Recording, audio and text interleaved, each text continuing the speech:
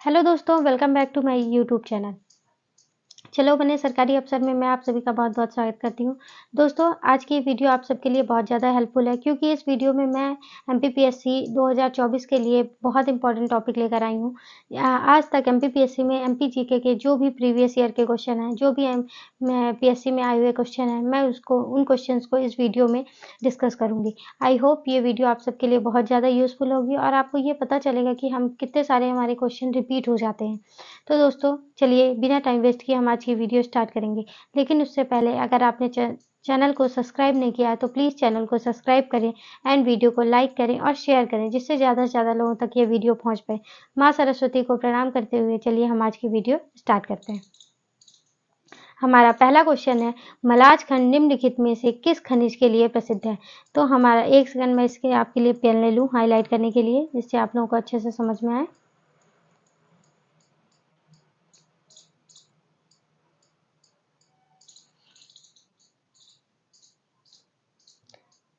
ये हमारा first question है, मलाज खंड निम्नलिखित में से किस खनिज के लिए प्रसिद्ध है? ऑप्शन है बॉक्साइट, तांबा, डोलोमाइट, चूना पत्थर। इसका सही आंसर जाएगा ऑप्शन नंबर बी तांबा। जो मलाज खंड है, मलाज खंड किसके लिए प्रसिद्ध है? मलाज खंड तांबे के लिए बहुत ज़्यादा प्रसिद्ध है। ये मलाज खंड बालाघाट जिले में आता है। बालाघाट जिले की कौन सी तहसील में आता है? तो ये बालाघाट जिले की बैहर तहसील के अंतर्गत आता है। यहाँ सर्वाधिक मात्रा में तांबा पाया जाता है और यहाँ की जो भूगर्भिक संरचना है वो चिल्पी सीरीज की संरचना है। चिल्पी सीरीज जो भूगर्भिक सीरीज है वो चिल्पी सीरीज पाई जाती है। इसके बाद हमारा नेक्स्ट क्वेश्चन है, बाणसागर परियोजना। जो हमारी बाणसागर परियोजना है, बाणसागर परियोजना किस नदी पर स्थित है? ऑप्शन है केन, बेतवा, सोन, धसान। इसका सही आंसर होगा ऑप्शन नंबर सी सोन। क्योंकि जो बाणसागर परियोजना है वो कहाँ है? शहडोल जिले में देवलोन पर स्थित है। शहडोल जिले के देवलोन पर यह बाणसागर परियोजना है और यह बाणसागर परियोजना एमपी की, यूपी की और बिहार की संयुक्त परियोजना है। इसके बाद हमारा नेक्स्ट क्वेश्चन है, मध्य प्रदेश में गैर परंपरागत ऊर्जा स्रोतों के अंतर्गत सर्वाधिक स्थापित क्षमता निम्न में से किस संसाधन की है? तो मध्य प्रदेश के जो गैर परंपरागत ऊर्जा स्रोत होते हैं, तो सबसे पहले हम ये जान जाते हैं कि हमारे गैर परंपरागत ऊर्जा स्रोत कौन से होते हैं। गैर परंपरागत ऊर्जा स्रोत वे होते हैं जो नई तकनीकों के माध्यम से ऊर्जा का क्या होते हैं? उत्पादन करते हैं। इसके ऑप्शन है पवन ऊर्जा, सौर ऊर्जा, बायोमास या कचरा से ऊर्जा। इसका सही आंसर जाएगा, स्थापित क्षमता ने किस संसाधन की है? इसका सही आंसर जाएगा ऑप्शन नंबर बी सौर ऊर्जा। जो सौर ऊर्जा का उत्पादन है वो 61,660 मेगावाट है। मैं यहाँ लिख नहीं पा रही हूँ क्योंकि मेरे पास अभी आईपैड नहीं है, लेकिन आप लोग ये समझिएगा, अब मैं बोलती हूँ आप लोग लिख लीजिए। 61,660 मेगावाट का उत्पादन सौर ऊर्जा से होता है। पूरे भारत में मध्य प्रदेश में चौथा स्थान आता है। सौर ऊर्जा से उत्पादन के माध्यम में मध्य प्रदेश का कौन सा स्थान है? चौथे नंबर का स्थान है। पवन ऊर्जा से कितना उत्पादन होता है? पवन ऊर्जा से 15,404 मेगावाट का। पवन ऊर्जा से 15,404 मेगावाट का ऊर्जा का उत्पादन किया जाता है और ये पवन ऊर्जा कौन से स्थान पे आता है? मध्य प्रदेश 8वें स्थान पर आता है पवन ऊर्जा उत्पादन में। बायोमास ऊर्जा 1364, ये जो बायोमास है ये 1364 मेगावाट की ऊर्जा उत्पादन करता है और बायोमास में मध्य प्रदेश का जो स्थान आता है वो दूसरे नंबर का स्थान आता है। इसके बाद हमारा नेक्स्ट क्वेश्चन है, मध्य प्रदेश में निम्नलिखित में से किस साधन द्वारा सर्वाधिक सिंचाई होती है? ऐसा कौन सा साधन है जो मध्य प्रदेश में सबसे ज़्यादा सिंचाई होती है? ऑप्शन है नहरें, तालाब, कुआं, ट्यूबवेल, अन्य संसाधन।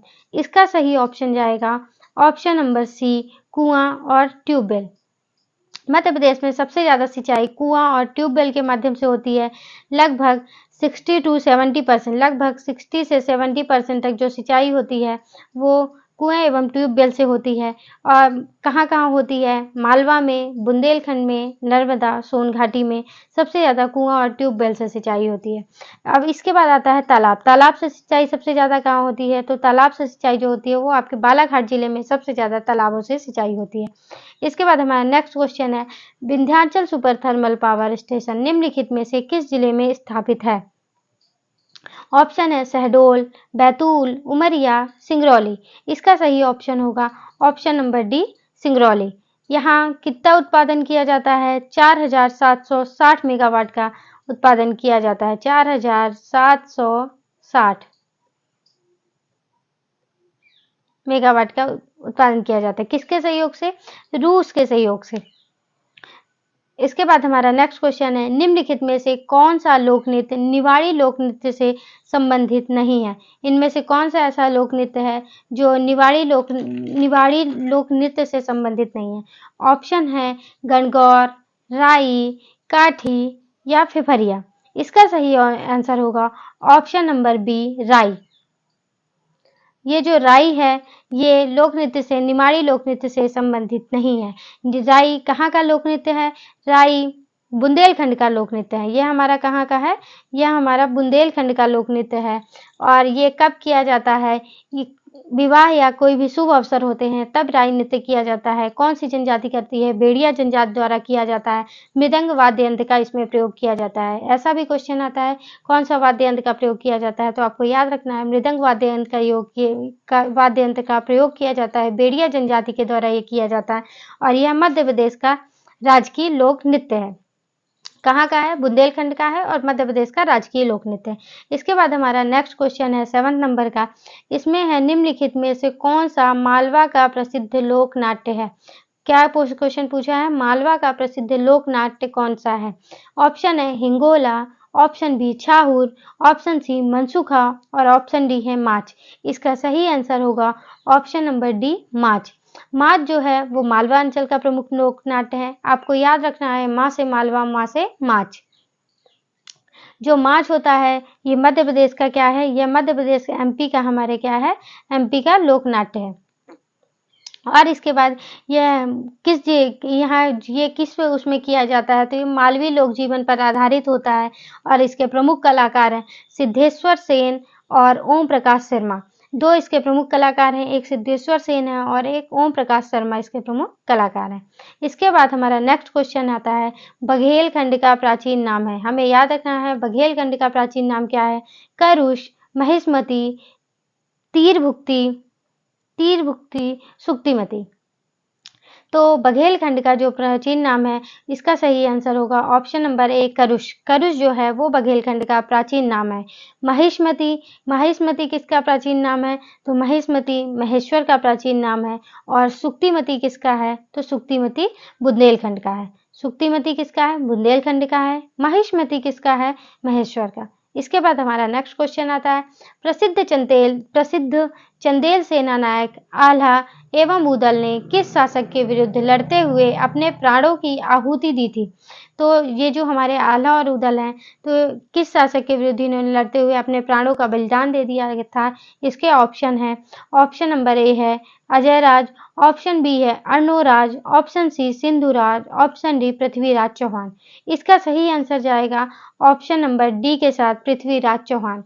ये पृथ्वीराज चौहान के विरुद्ध लड़ते हुए इन्होंने अपने प्राण दे दिए थे। जो आल्हा और उदल है ये किसके सेनापति हैं? तो आल्हा और उदल परिमल देव के सेनापति हैं। इसके बाद हमारा नेक्स्ट क्वेश्चन है, निम्नलिखित में से कौन सी रचना पंडित माखनलाल चतुर्वेदी की नहीं है? इसमें से कौन सी ऐसी रचना है जो पंडित माखनलाल चतुर्वेदी की नहीं है? हिम किरीटिनी, बिजुरी, हिम तरंगिनी, रसिक प्रिया। इसका सही आंसर होगा option number D. Option number D जो है रसिक प्रिया है वो माखनलाल चतुर्वेदी की रचनाएं नहीं है।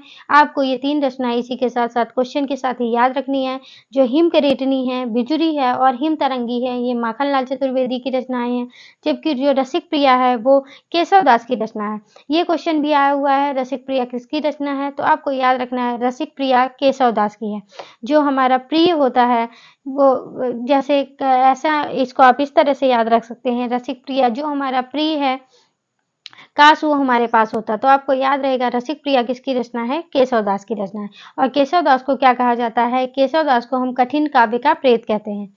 इसके बाद हमारा नेक्स्ट क्वेश्चन है मध्य प्रदेश सरकार द्वारा राष्ट्रीय शिक्षा नीति 2020 का शुभारंभ किस तिथि पर किया गया था?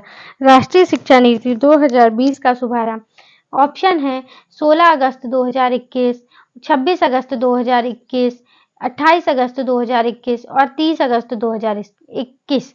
इसका सही ऑप्शन है ऑप्शन नंबर 26 अगस्त 2021। ऑप्शन नंबर बी जो है इसका करेक्ट है। 26 अगस्त 2021 को इसका शुभारंभ किया गया था। इसके बाद नेक्स्ट क्वेश्चन है, मध्य प्रदेश में अगस्त माह में होने वाली वर्षा निम्नलिखित में से मुख्यतः किसके द्वारा होती है? उत्तर पूर्वी मानसून, दक्षिण पश्चिम मानसून, शीतकालीन मानसून या फिर चक्रवाती वर्षा। तो जो हमारी वर्षा होती है ये किससे होती है? ये अगस्त माह में, क्वेश्चन को थोड़ा ध्यान से पढ़िएगा, पूछा है अगस्त माह में होने वाली वर्षा, ये हमारी होती है दक्षिण पश्चिम मानसून से। तो ऑप्शन नंबर बी जो है वो हमारा सही है। इसके बाद हमारा नेक्स्ट क्वेश्चन है, मध्य प्रदेश शासन के अनुसार कुल वन क्षेत्रों का निम्नलिखित में से कितना प्रतिशत संरक्षित वन क्षेत्र में आता है? ऑप्शन है 45.6, 44.6, 32.8, 70.2। इसका सही आंसर होगा ऑप्शन नंबर सी 32.8। गलत टिक लग गया, माफ कीजिएगा। ऑप्शन नंबर सी जो है इसका सही है 32.8 है। जो 32.8 है वही इसका सही आंसर होगा। तो यहाँ संरक्षित वन क्षेत्र कितने हो गए? 32.8, जबकि हमारे आरक्षित वन क्षेत्र कितने हैं? 65% हमारे आरक्षित वन क्षेत्र हैं। इसके बाद हमारा नेक्स्ट क्वेश्चन है, सोन नदी के दक्षिण तथा नर्मदा ताप्ती नदी के मध्य निम्नलिखित में से कौन सी पर्वत श्रेणी है? ऑप्शन है कैमूर श्रेणी, भांडेर श्रेणी, विंध्याचल श्रेणी और सतपुड़ा मैकाल श्रेणी। तो इसको मैं आपको सबसे पहले आप ऐसे याद रखिए, सबसे ऊपर हमारी हो गई नर्मदा और सबसे नीचे हो गई हमारी ताप्ती। ऊपर हो गई नर्मदा, नीचे हो गई ताप्ती और इसके बीच में जो मैकल श्रेणी हमारी आती है वो आती है हमारी सतपुड़ा मैकल श्रेणी। तो इसका सही आंसर होगा, आपको नर्मदा ताप्ती नदी के मध्य याद रखना है, तो यहाँ इसका सही आंसर होगा सतपुड़ा मैकल श्रेणी। ऑप्शन नंबर डी इसका सही होगा। इसके बाद हमारा नेक्स्ट क्वेश्चन है, पश्चिम दिशा में बहने वाली ताप्ती नदी का उद्गम स्थल है। आपको सबसे पहले यहीं से एक क्वेश्चन याद करने को मिलता है कि ताप्ती नदी जो हमारी होती है उसकी दिशा कौन सी है? तो किस दिशा में बहती है? पश्चिम नदी, पश्चिम दिशा में बहने वाली नदी है ताप्ती नदी। इसके ऑप्शन है शाहपुर, चिचोली, भैंसदेही, मुल्ताई। इसका सही ऑप्शन होगा ऑप्शन नंबर डी मुल्ताई। जो हमारी ताप्ती नदी है वो कहाँ से निकलती है? बैतूल जिले के मुल्ताई तहसील से निकलती है, पश्चिम दिशा में बहने वाली नदी है और इसकी जो लंबाई है वो 724 किलोमीटर है। इसकी लंबाई कितनी है? 724 किलोमीटर है। इसके बाद आता है आपका कि ये जो है यही नदी हमारी क्या करती है? एस्चुरी का निर्माण करती है नर्मदा के साथ। इसके बाद हमारा 16 नंबर का क्वेश्चन है, देश के कुल मैग्नीज उत्पादन में मध्य प्रदेश का योगदान कितना है? मतलब मैग्नीज के उत्पादन में मध्य प्रदेश का कितने प्रतिशत योगदान है? ऑप्शन है 18.84%, 15.02%, 12.50% और 4.56%। इसका सही आंसर होगा ऑप्शन नंबर सी 12.50%। कितने प्रतिशत योगदान है? 12.50%। इसके बाद हमारा नेक्स्ट क्वेश्चन है, निम्नलिखित में से कौन बुंदेली लेखक नहीं है? इसमें से कौन हमें देखना है जो हमारे बुंदेलखंड के लेखक नहीं है? ऑप्शन है जगनीक, महाराज विश्वनाथ सिंह, ईसुरी और गंगाधर व्यास। इसका सही आंसर होगा ऑप्शन नंबर बी महाराज विश्वनाथ सिंह। जो हमारे महाराज विश्वनाथ सिंह जी हैं ये हमारे बुंदेली लेखक नहीं है, बल्कि जगनीक, ईसुरी और गंगाधर व्यास हमारे क्या है? बुंदेली लेखक है। इसके बाद 18 नंबर का क्वेश्चन है, मध्य प्रदेश के किस जिले में जागेश्वरी देवी या जोगेश्वरी देवी का मेला आयोजित किया जाता है? इसका ऑप्शन है सतना, अशोकनगर, बालाघाट, बड़वानी। तो इसका सही ऑप्शन जाएगा option number B Chanderi, Ashoknagar. अब आपको याद रखना है, ऐसे ही आपको याद रखना है जोगेश्वरी या जागेश्वरी, आप ये मानिए कि कहाँ है? जागेश्वरी देवी आपको चंदेरी याद रखना है, जो देवी हैं वो चंदेरी की साड़ी पहनती हैं। इस तरह से आप याद रखिएगा, जागेश्वरी देवी का मेला कहाँ लगता है? चंदेरी में। और चंदेरी कहाँ आता है? अशोकनगर में, ये सबको पता है। इसी के साथ साथ जैसे आपका एक और मेला मैं यहीं पास बता देती हूँ, जल बिहारी का मेला कहाँ लगता है? जल बिहारी का मेला आपका लगता है छतरपुर में। अब आपको ये कैसे याद रखना है कि जल बिहारी का मेला छतरपुर? तो ये याद रखिए कि जब बहुत जल यानी जब बहुत बारिश होने लगी है तो फिर आपको क्या लेकर जाना है, छाता लेकर जाना है, इसलिए जल बिहारी का मेला छतरपुर में। ऐसे ही जोगेश्वरी देवी का मेला चंदेरी अशोकनगर, आपको याद रखना है। और यह मेला कब आयोजित किया जाता है? यह मेला चैत माह में आयोजित किया जाता है। इसके बाद हमारा 19 नंबर का क्वेश्चन है, 19 नंबर का क्वेश्चन है, बुंदेला विद्रोह के दौरान किस क्रांतिकारी को ब्रिटिश सरकार द्वारा फांसी दी गई थी? जब बुंदेला विद्रोह हो रहा था तो कौन सा ऐसा क्रांतिकारी था जिसको ब्रिटिश सरकार ने फांसी दे दी थी? तो इसका सही आंसर जाएगा ऑप्शन नंबर भरहुत के मधुकर शाह। भरहुत है या नरहुत है? इसका सही ऑप्शन जाएगा ऑप्शन नंबर ए, नरहुत के मधुकर शाह को। इनको कहाँ फांसी दे गई थी? इनको सागर जिले में फांसी दे दी गई थी। नेक्स्ट क्वेश्चन है, बैगा परंपरा के अनुसार सृष्टि के निर्माता कौन है? बैगा परंपरा के अनुसार बैगा जनजाति के लोग क्या सोचते हैं कि जो ये सृष्टि है हमारी, उसका निर्माण किसने किया है? ऑप्शन है ठाकुर देव, इंद्रदेव, अग्निदेव, सोमदेव। तो बैगा जनजाति के लोगों के प्रमुख देवता है ठाकुर देव। ऑप्शन नंबर ए इसका सही है और उनको ऐसा लगता है कि सृष्टि का निर्माता ठाकुर देव ही है। इसके बाद हमारा 21 नंबर का क्वेश्चन है, प्रसिद्ध कलाकार अन्ना साहब रघुनाथ फड़के, ये याद रखिएगा, अन्ना साहब रघुनाथ के फड़के निम्न में से किस कला से संबंधित है? ऑप्शन है मूर्ति कला, नृत्य कला, संगीत कला, चित्रकला। इसका सही ऑप्शन होगा ऑप्शन नंबर ए, मूर्ति कला। इसी के नाम पर एक फड़के स्टूडियो है, जो फड़के स्टूडियो कहाँ है? वो धार जिले में आपका बना हुआ है। फड़के स्टूडियो कहाँ है? धार जिले में। 22 नंबर का क्वेश्चन है, 22 नंबर का क्वेश्चन है, मध्य प्रदेश में पंचायती राज व्यवस्था कितने स्तर की है? ऑप्शन है आपके 2 स्तरीय, 3 स्तरीय, 4 स्तरीय, इनमें से कोई नहीं। इसका सही आंसर होगा ऑप्शन नंबर बी, 3 स्तरीय। जो हमारी पंचायती राज व्यवस्था है वो 3 स्तरीय है। कौन कौन से स्तरीय है? सबसे ऊपर हो गया जिला पंचायत, उसके बाद हो गया जनपद पंचायत और सबसे नीचे हो गया हमारा ग्राम पंचायत। तो ये हमारी कैसी व्यवस्था है? त्रिस्तरीय व्यवस्था है।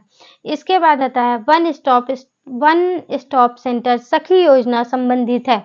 ये जो आपकी वन स्टॉप सेंटर सखी योजना चालू की गई है, तो ये किसके लिए चालू की गई है? ये हिंसा पीड़ित महिलाओं को सुविधा उपलब्ध कराने के लिए।